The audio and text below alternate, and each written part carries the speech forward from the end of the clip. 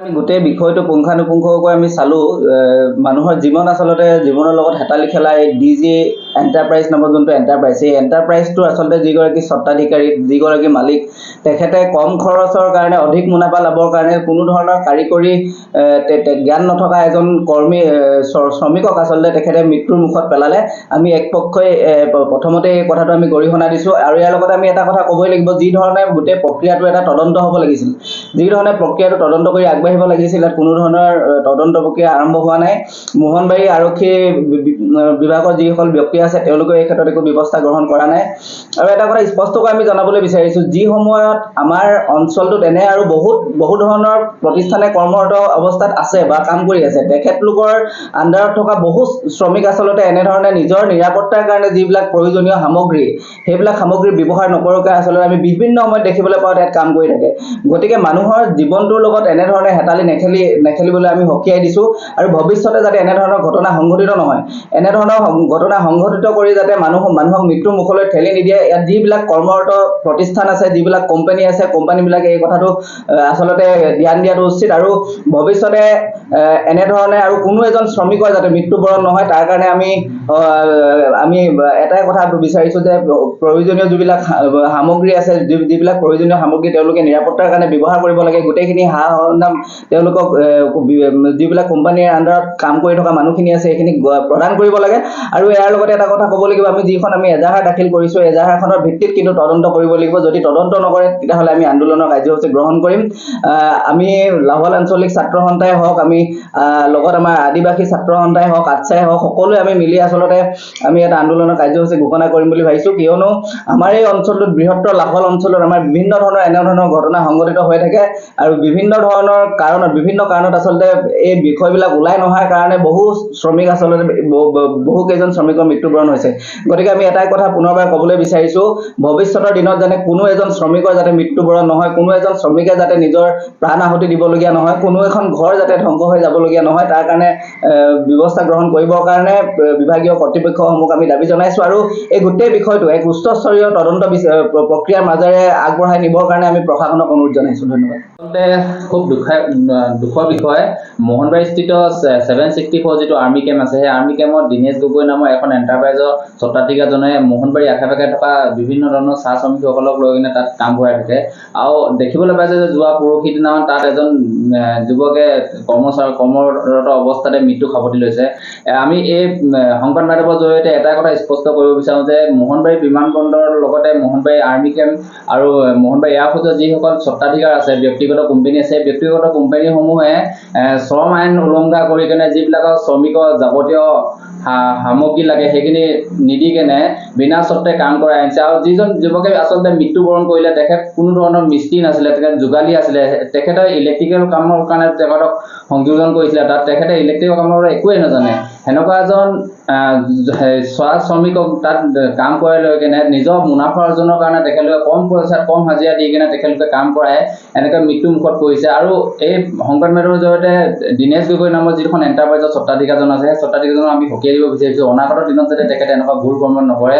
আৰু যিজন শ্ৰমিকে তাত মৃত্যুবৰণ কৰিলে তেখেতক সম্পূৰ্ণৰূপে ক্ষতিপূৰণ দিব লাগিব। আৰু ইয়াৰ যোগেদি আমি যিখন আমাৰ শ্ৰমিকৰ আইন আছে, সেই শ্ৰমিক আইনৰ তেখেতলোকক ইয়াৰ বিপৰীতে ব্যৱস্থা গ্ৰহণ কৰিবলৈ অনুৰোধ জনাইছোঁ। এটা ষড়যন্ত্ৰ, যিহেতু আপোনাৰ ভাৰতবৰ্ষ যিটো আপোনাৰ সুৰক্ষা মন্ত্ৰালয় আছে, সুৰক্ষা মন্ত্ৰালয়ৰ অন্তৰ্গত আমাৰ MES বুলি কয়, মিলিটাৰী ইঞ্জিনিয়াৰিং ছাৰ্ভিচ, আৰু লগতে আমাৰ এয়াৰফৰ্চ, আৰু তাৰ লগতে বিভিন্ন বেচৰকাৰী কিছুমান মানে আপোনাৰ এণ্টাৰপ্ৰাইজক তেওঁলোকে ঠিকাভিত্তিক কিছুমান বনোৱাক তেওঁলোকে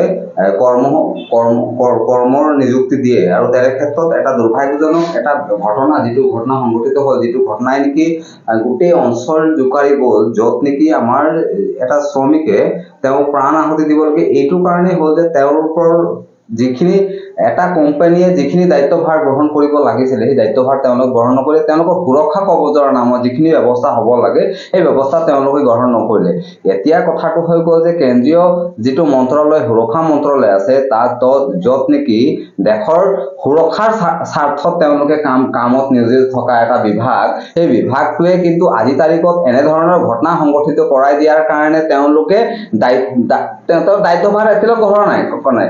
ইতিমধ্যে মোৰ সতীৰ্থ বন্ধু বা আমাৰ সংগঠনৰ সদৌ অসম ছাত্ৰ সন্থাৰ লগতে আৰু বিভিন্ন জনে ইতিমধ্যে কথাখিনি আপোনালোকে স্পষ্ট কৰিলে, কিন্তু যিটো আপোনাৰ লেবাৰ কমিশনাৰ আছে, ILO ইণ্টাৰনেশ্যনেল যিটো লেবাৰ অৰ্গেনাইজেশ্যন, সেই হিচাপে তেওঁলোকৰ যিখিনি ব্যৱস্থা হ'ব লাগে এটা শ্ৰমিকৰ ওপৰত, সেই শ্ৰমিকৰ ব্যৱস্থাখিনি তেওঁলোকে কিয় নাই কৰা?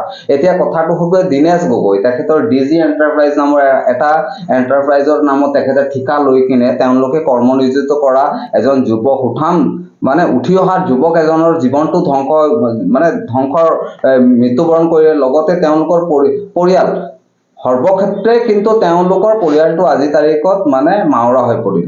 এনে ক্ষেত্ৰত তেওঁলোকে কি দায়িত্ব বহন কৰিছে? এতিয়া প্ৰশাসনৰ যিখিনি কথা আছে যে ভিতৰত যিহেতু কেন্দ্ৰীয় চৰকাৰৰ নিৰাপত্তাত থকা এটা ব্যৱস্থা, সেই ব্যৱস্থাই কিন্তু এতিয়া ইতিমধ্যে আমি গম পাইছো যে লাহোৱাল আৰক্ষী থানাৰ লগতে আমাৰ সদৌ অসম ছাত্ৰ সন্থাৰ লগতে মই অজয় দাস উপসভাপতি সদৌ আদিবাসী ছাত্ৰ সন্থাৰ ডিব্ৰুগড় জিলা সমিতিৰ উপসভাপতিয়ে মই কালি এখন স্মাৰক পত্ৰ আমি কিন্তু মোহনবাৰী থানাত দিছো।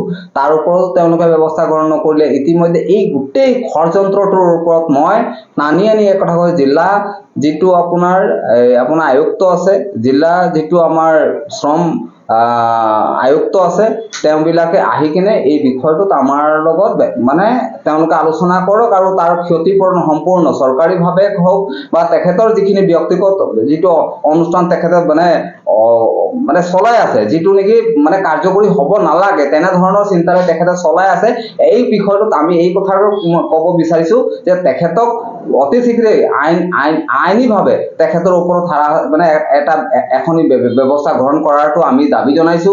আৰু লগতে এই কথাটো স্পষ্ট ভাষাৰে আমি কওঁ যে তেনেকুৱা ধৰণৰ ময়মতালিৰে তেওঁলোকে যদি এণ্টাৰপ্ৰাইজটো চলায় বা তেওঁলোকক বিভিন্ন তাত এয়াৰপৰ্ট অথৰিটি অফ ইণ্ডিয়া হওক বা MESA হওক বা এয়াৰফৰ্চে হওক, তাৰ বিভিন্ন বিভাগত কিন্তু বিভিন্ন যিটো আপোনাৰ বেচৰকাৰী কিছুমান প্ৰতিষ্ঠানে তাত কিন্তু তেওঁলোকে কৰ্ম নিযুক্তিৰ কাৰণে তেওঁলোকে ঠিকা ঠুকলি লৈ থকা আমাৰ দৃষ্টিগোচৰ হৈছে, কিন্তু তেওঁলোকে বেআইনীভাৱে তেওঁলোকে কাম কাজখিনি চলাই থকা আমাৰ দৃষ্টিগোচৰ হ'ল, যাৰ পৰিপ্ৰেক্ষিতত এটা সুঠাম উঠি অহা যুৱক এজনৰ মৃত্যুবৰণ হ'বলগীয়া হ'ল।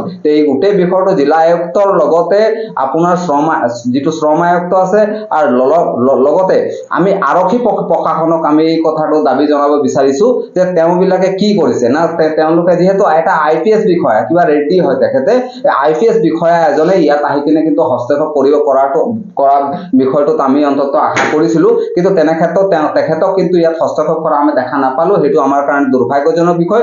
আৰু তাৰ ওপৰত ক'ত তেনেকুৱা কি মেনেজ কৰিছে যাৰ কাৰণে নেকি তেওঁলোকে আজি আৰক্ষী প্ৰশাসন নিমাত হৈ আছে। আৰু বৰ্তমানে যিখিনি দেখা পালো তেওঁলোকক ক্ষতিপূৰণৰ নামত মাত্ৰ কিঞ্চিত কিবা এটা তেওঁলোকক দিলে। আৰু লগতে আমাক যিখিনি আমি কথা কৈছিলো যে আমাৰ মূল দাবীখিনি আছিলে যে তাত কৰ্মসংস্থাপনৰ নামত তাত ভেঙুচালি যিটো চলি আছে, সেই ভেঙুচালিতে তেওঁলোকে যদি পুনৰবাৰ তেওঁলোকে নকৰে, তেওঁলোকৰ যিটো ট্ৰেড আছে বা স্কিল আছে, সেই স্কিলটোৰ ওপৰত তেওঁলোকে কাম কৰে। ইমানখিনিয়ে ক'লো। আৰু আগন্তুক দিনত যদি সদৌ অসম ছাত্ৰ সন্থাৰ লগতে সদৌ আদিবাসী ছাত্ৰ সন্থাই কিন্তু এই বিষয়টোত যদি আমাৰ নিৰাপত্তা সুৰক্ষা আৰু অধিকাৰৰ স্বাৰ্থত যদি জিলা প্ৰশাসনে হওক, আৰক্ষী প্ৰশাসনে হওক বা দেশৰ আমাৰ ৰাজ্যৰ চৰকাৰে যদি কোনো ধৰণৰ মাত নামাতে, তেনে ক্ষেত্ৰত আমি কিন্তু গণতান্ত্ৰিক আন্দোলন আগবঢ়াই নিবৰ কাৰণে আমি বাধ্য থাকিম। ধন্যবাদ। জয় অসম, জয় ভাৰত।